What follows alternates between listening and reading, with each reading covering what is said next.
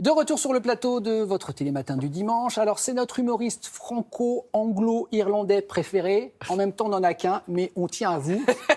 Bonjour, Paul Taylor. Bonjour. Ça va bien? Et vous? Ouais, très bien. Merci d'être là, puisque vous étiez sur scène hier soir à la Nouvelle Ève. Yes. Pour votre new spectacle qui s'appelle Bisous Bye. C'est ça. Ça a commencé, c'est jusqu'au 1er avril, donc à la Nouvelle Ève. Le concept, il est simple, Paul. Vous allez dire adieu et bisous bye à plein de choses qui vous, entre guillemets, c'est ce que vous dites, font passer pour un con. C'est le pitch de départ de ce spectacle, c'est ça, hein? Oui, c'est ça. C'est le troisième spectacle avec le même concept, que ça soit un peu bilingue où il y a de l'anglais et du français. Et pour l'instant, c'est un peu la trilogie qui se referme sur ce côté bilingue. Ouais. Donc effectivement, c'est dire au revoir à plein de choses. Dont ça. Extrait, regardez. La dernière fois que je passe pour un con, c'était parce que je connaissais pas le verbe français anoblir. Charlie, you know the verb? No, you're looking, tu connais, direct, j'ai vu ta tête, tu sais, anoblir is to be knighted. You know what the queen used to do, right? She knighted, right? Anoblir, je connaissais pas le verbe comme toi, parce qu'on en a pas besoin en France.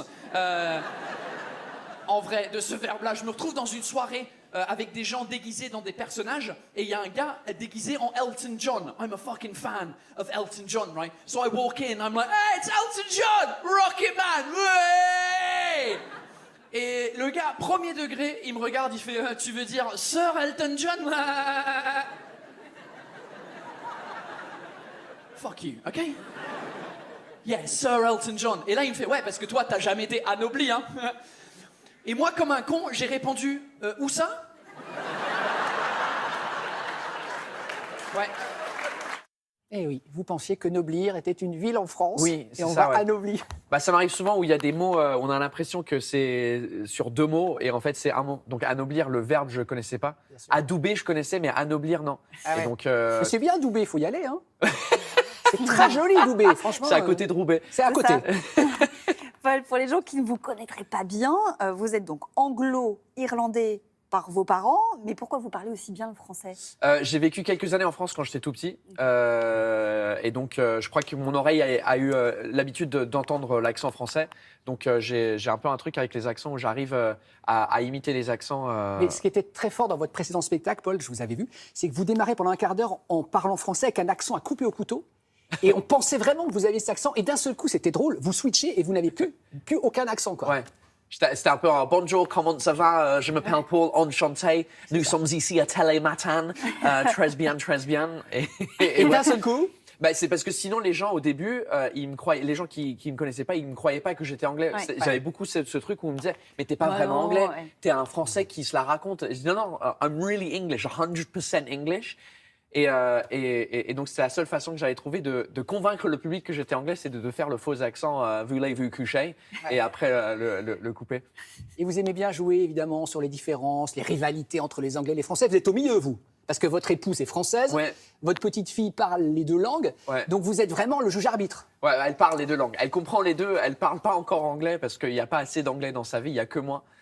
Donc, du coup, en vrai, ouais, c'est un peu...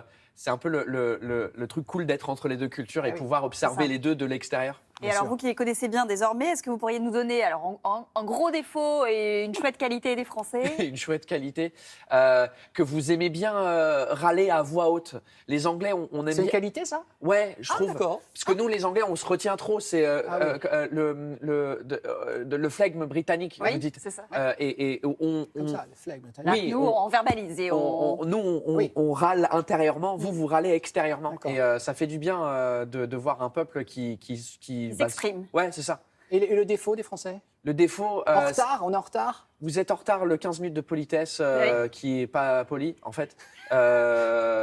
Ouais, on va dire ça, mais sinon, le truc que vous êtes les meilleurs sur plein de trucs, mais vous le savez. On se la pète un peu. Un peu, ouais. Si on est un peu arrogant et parler français. Pas nous, avec Maya, on est sympa. Non, vous êtes sympa, mais en général, quoi. Ouais.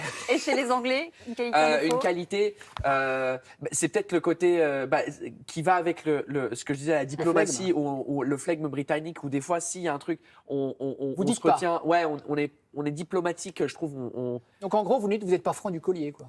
Bah, vous pensez qu'on est faux cul parce que du coup, on dit pas la vérité, mais des fois, la vérité, elle blesse, donc on n'a pas besoin forcément. Et une mauvaise qualité, c'est que... c'est une bonne question. Bah, c'est l'inverse du côté où on râle pas assez. Là, ça commence. Là, au final, après le Brexit, après 14 millions de premiers ministres, après la reine qui... Là, on a envie de sortir dans la rue. Et donc, il y a pas mal de grèves qui se passent en Angleterre, là, ces derniers temps. Et je crois qu'ils ont pris... J'ai l'impression que les Français et les Anglais n'ont jamais été aussi proches qu'avec le Brexit. Maintenant, nous, on copie sur les grèves françaises. On est là, allez, on va sortir dans la rue aussi. Une photo du roi Charles III. Est-ce que vous l'avez adopté, ce nouveau roi? Moi, personnellement... Pas trop. Soyez cash. Mais vous aimiez la reine Elisabeth? Ouais, bizarrement, j'étais affecté quand elle est décédée, sans savoir que ça allait impacter, parce que en vrai, comme beaucoup d'Anglais, on est un peu pas impartial. J'ai plus le mot, mais on s'en fiche un peu. Indifférent. Indifférent. Ouais, on est indifférent, voilà. La famille royale, elle est là, la reine, elle était là, mais du coup, lui, ouais. On aurait tous bien aimé, je crois qu'il abdique et que ça aille directement à William et Vous Kate. avez préféré William et... Bah, ils ont William mon et âge, Kate. donc c'est un peu... on se sent plus concerné. Vous êtes plutôt team Kate ou team Meghan? Kate. Ouais. Kate et William. Ouais. Meghan, Bah, elle est c'est pas dur, comme- ça. Au début, je sais pas. Meghan...